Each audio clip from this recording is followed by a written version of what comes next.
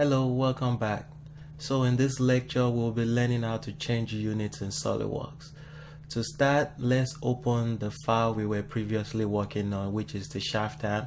So we'll click on this and select the shaft arm and select open, and let's open the drawing as well. Click back on the folder, select the shaft arm and open. So we have the drawing and the part file open.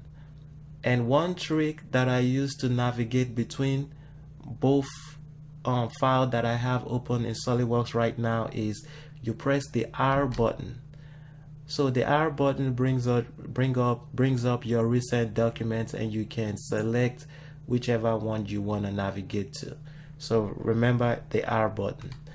And so now we have this part file, and let's just go into the sketch, and we can see that this drawing is in inches. And the way I went into the sketch is you click on this drop down, right click on the sketch and click the edit sketch. So that's how I get into this scene, and that's how you get into the edit sketch mode. And now we can see the sketch is in inches, so we want to change it to millimeters. So what we do is click this options box up here.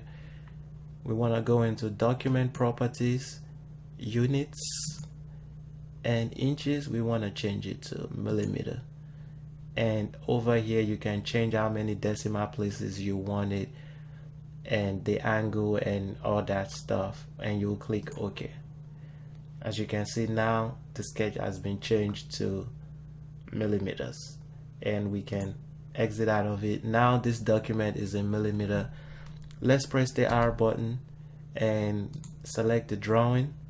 The drawing is also in inches. We want to go back into the document, the options again, document properties, units, select millimeter, click OK.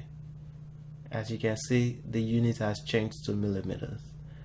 That is pretty much how you change units in SolidWorks. Remember, options, document properties, units. Thank you, and I will see you in the next lecture. Bye.